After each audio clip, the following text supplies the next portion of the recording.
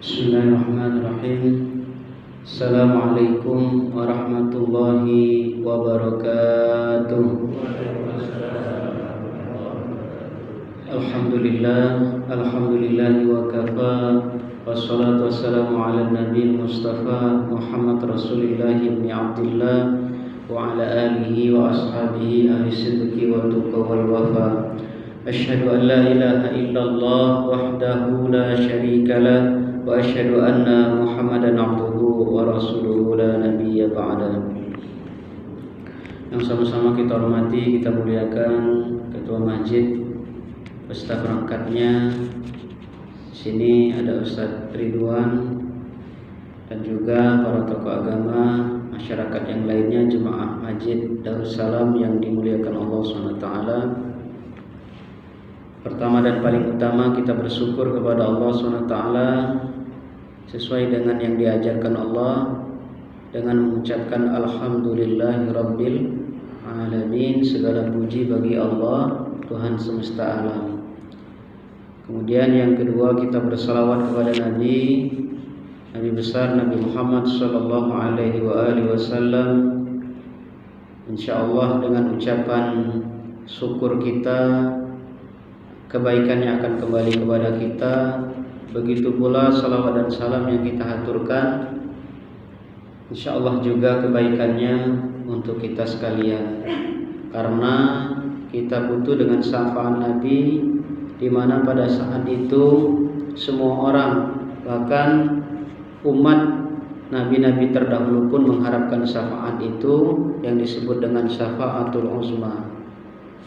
Maka kita selalu bersalawat dan mengucapkan salam kepada Nabi, karena nanti yang diberikan hak untuk memberikan syafaatul uzma pada hari kiamat kelak yaitu baginda Nabi besar Nabi Muhammad sallallahu alaihi wasallam.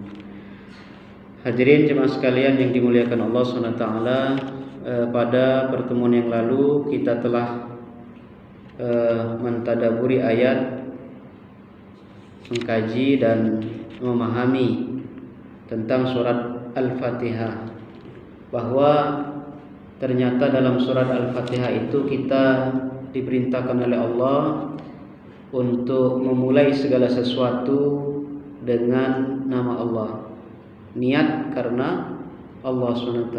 Itu tersirat dalam kalimat Bismillahirrahmanirrahim, dengan nama Allah yang Maha Pengasih lagi Maha Penyayang, bahwa setiap segala sesuatu pekerjaan yang baik apabila tidak dimulai dengan niat karena Allah ataupun dengan ucapan bismillah, maka amal tersebut terputus, tidak sampai kepada Allah SWT.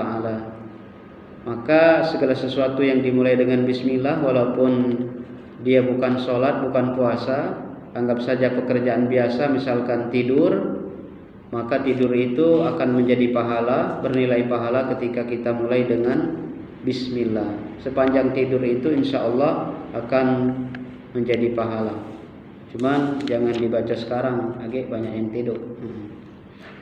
Hadirin wal hadirat yang dimuliakan Allah SWT, begitu juga dengan makan, minum, berpakaian, tempat tinggal dan lain sebagainya. Ya, apabila kita memulai segala sesuatu itu dengan membaca bismillah, insya Allah akan berpahala di sisi Allah SWT. Kemudian kita juga diajarkan bagaimana cara memuji Allah dalam ayat yang kedua, Alhamdulillahirabbil alamin. Ternyata pujian itu sama antara yang pejabat, rakyat biasa, ya, semua, ya, tergantung seberapa banyak dia memuji Allah, tergantung seberapa ikhlas dia memuji Allah. Ucapan alhamdulillah ini sama saja, walaupun dari presiden, walaupun dari rakyat jelata, cara mengucapkannya sama, alhamdulillahirabbil alamin, tetapi keikhlasannya tergantung pribadi masing-masing, dan juga banyaknya mengucapkan alhamdulillah ini juga tergantung daripada pribadi masing-masing. Kemudian dari ayat pertama sampai ayat keempat dan juga setengah daripada ayat kelima ini merupakan pujian dari hamba kepada Allah Subhanahu wa taala. Kemudian ayat berikutnya, ayat 5 setengahnya wa iyyaka nasta'in sampai terakhir, itu merupakan permohonan seorang hamba. Wabil khusus ayat yang kelima, yaitu perjanjian ya antara seorang hamba dengan Allah Subhanahu wa taala, bahwa hanya kepada Allah kita menyembah dan hanya kepada Allah kita mohon pertolongan. Karena tidak semua orang yang menyembah Allah minta tolong kepada Allah. Ada yang mengaku menyembah kepada Allah yang KTP-nya tercantum agama Islam, tetapi minta tolongnya kepada yang lain, kepada dukun ya, bisa juga kepada sungai atau kepada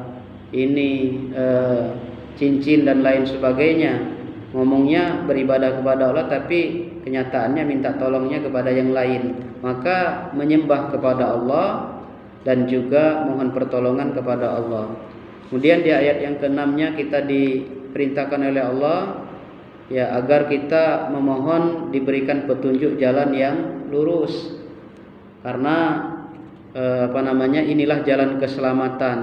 Banyak doa sebenarnya, ada doa minta sehat, ada doa minta harta, ada doa minta anak menjadi soleh-soleha. Tetapi ternyata doa yang paling penting yang harus kita baca dalam setiap hari minimal 17 kali, yaitu minta diberikan petunjuk di jalan yang lurus. Ihdinas siratal mustaqim, tunjukilah kami jalan yang lurus. Nah, jalan yang lurus, jalan yang benar ini bisa dipraktekkan dalam kehidupan sehari-hari.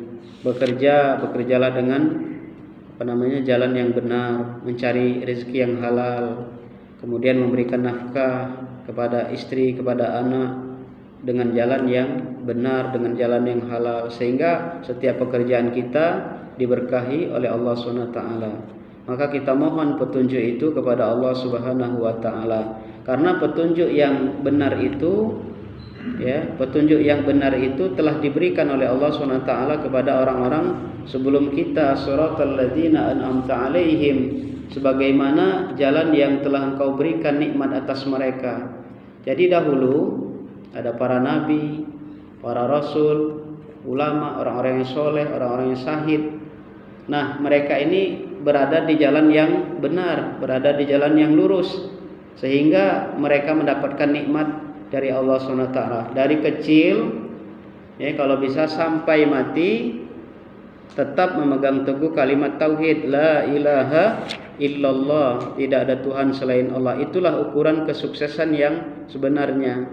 Jadi kesuksesan yang sebenarnya itu apabila seseorang meninggal dunia dalam keadaan yakin, dalam keadaan beriman bahwa tidak ada Tuhan selain Allah, la ilaha illallah. Jadi kalau misalkan punya banyak harta, punya banyak keluarga, kemudian punya banyak relasi dan lain sebagainya, tetapi meninggalnya tidak dalam keadaan Islam, maka belum termasuk orang-orang yang sukses. Jadi sekali lagi, ukuran kesuksesan itu apabila sampai mati tetap dalam kalimat la ilaha illallah. Itulah kesuksesan. Wala tamutunna illa wa antum muslimun. Janganlah kamu mati kecuali tetap dalam keadaan Islam, tetap dalam keadaan beriman kepada Allah SWT. Mudah-mudahan kita termasuk orang yang sukses ini ya, yaitu sampai ajal menjemput kita tetap beriman kepada Allah. Wa'bud rabbaka hatta ya'tiyakal yakin.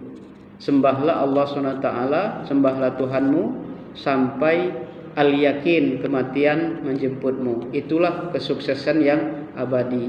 Nah, ini sudah pernah terjadi pada orang-orang sebelum kita yang sukses, para nabi, para rasul, tetap dalam keadaan iman dan Islam. Kemudian para syuhada mati syahid di jalan Allah, tetap dalam keadaan Islam. Para ulama, orang-orang tua kita dulu. Nah, mudah-mudahan kita mohon kepada Allah, kita juga kalau bisa jangan sampai mati kecuali tetap memegang kalimat tauhid la ilaha illallah. Kata Nabi, man qala fi akhiril hayati la ilaha illallah dakhalal jannah. Barang siapa yang di akhir hayatnya pada saat ajal menjemput dia mampu mengucapkan la ilaha illallah dakhalal jannah, dia akan masuk surga. Nah, inilah ternyata kenikmatan yang telah Allah berikan kepada mereka, yang sukses sampai ajal menjemput, sampai ajal nyawa keluar dari tenggorokan, ya, maka tetap memegang teguh kalimat tauhid, beriman kepada Allah, mengislamkan diri atau berpasrah diri kepada Allah SWT. Nah, inilah gambaran secara umum dari surat Al-Fatihah. Insyaallah kita lanjutkan dengan surat Al-Baqarah. Surat yang kedua dari dalam susunan Al-Quran ini adalah surat Al-Baqarah. Al-Baqarah artinya sapi betina. Karena di dalam surat Al-Baqarah ini ada kata Al-Baqarah, ada kata Baqarah, di mana Allah SWT menceritakan tentang perintah Allah kepada Bani Israel untuk menyembelih sapi. Nah, sapinya sudah jelas, tapi oleh orang Bani Israel banyak tanya, ya, banyak bertanya yang bisa menyebabkan susah bagi mereka sendiri. Bertanya masalah warna, bertanya masalah bentuk dan lain sebagainya. Padahal mereka sudah tahu, ya, sampai hampir saja mereka tidak mau mengerjakan perintah Allah SWT.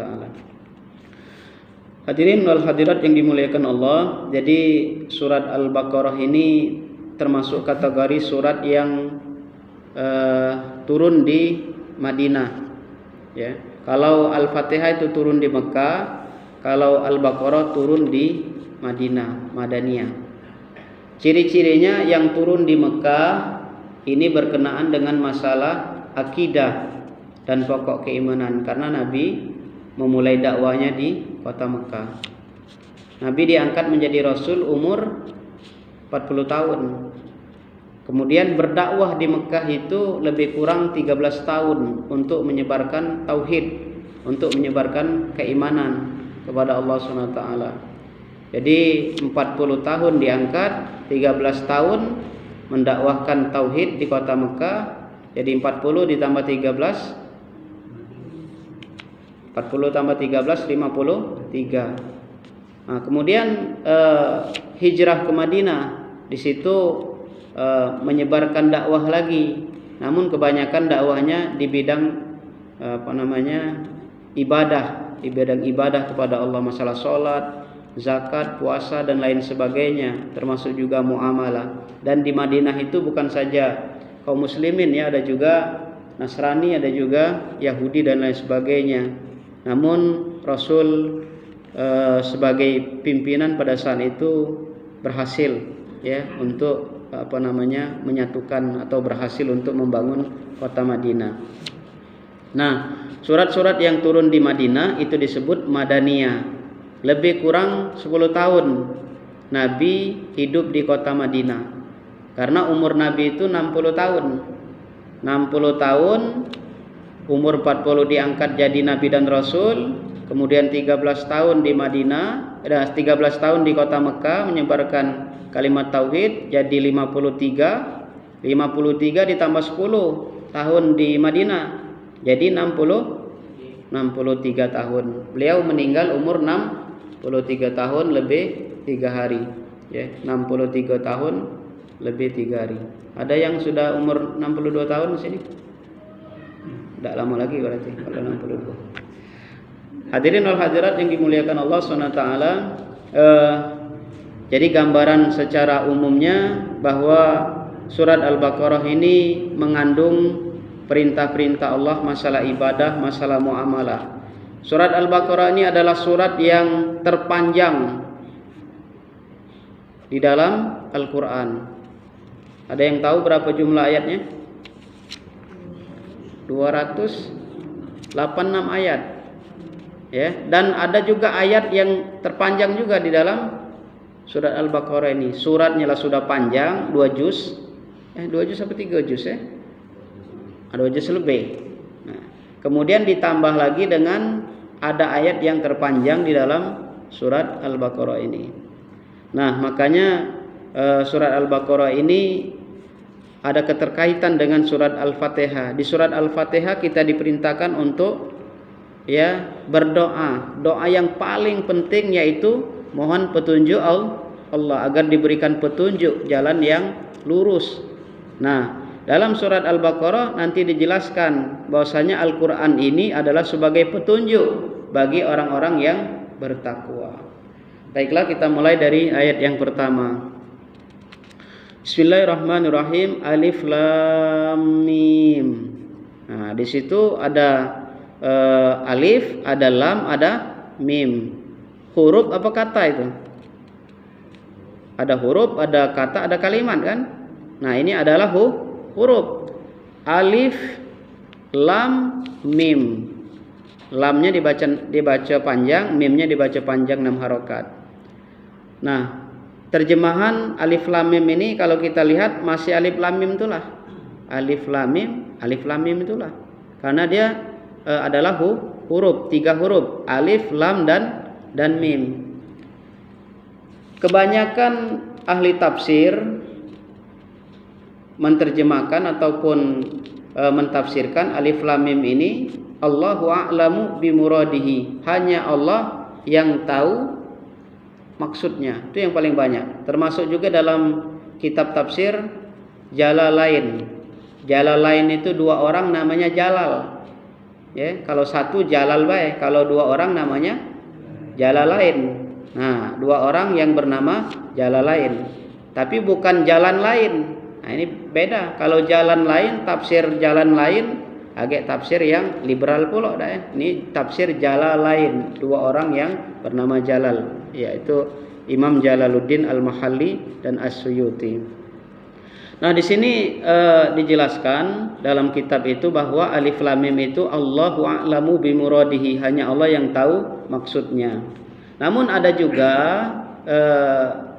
kelompok ulama ataupun bagian lain daripada ulama yang sendiri untuk mentafsirkannya. Salah satunya alif itu ditafsirkan dengan Allah, kemudian lam malaikat Jibril, kemudian mim Muhammad.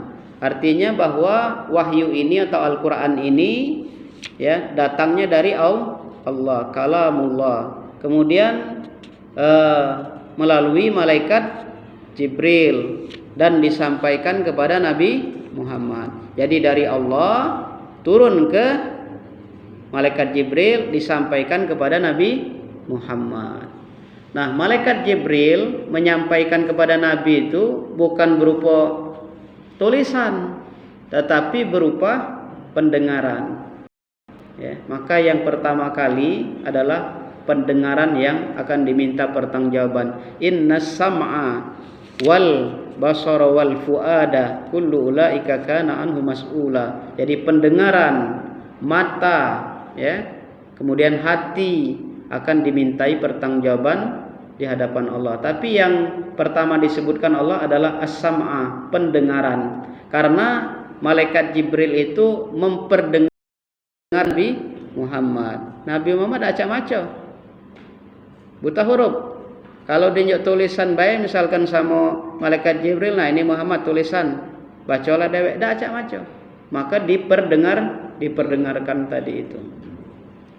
Nah, jadi alif lam mim ini tidak ada yang tahu pasti maknanya kecuali Allah. Namun ada yang menafsirkannya dengan alif Allah, lam malaikat Jibril, mim Muhammad. Karena memang benar nian dari Allah melalui malaikat Jibril disampaikan kepada Nabi Muhammad sallallahu alaihi wasallam. Ada juga yang menyebutkan bahwasanya alif lam mim ini sebagai tantangan. Ya, siapa yang mampu membuat Al-Qur'an, silakan coba datangkan ayat atau datangkan surat seperti Al-Qur'an. Wa in kuntum fi raibim mimma nazzalna ala abdina fa'tu bi suratin min misli. Kalau kamu ragu terhadap apa yang telah kami wahyukan kepada Nabi Muhammad, kata Allah, maka buatlah surat yang semisal seperti itu. Apakah belum pernah ada orang yang membuktikannya? Ada, tapi tidak mampu, ya.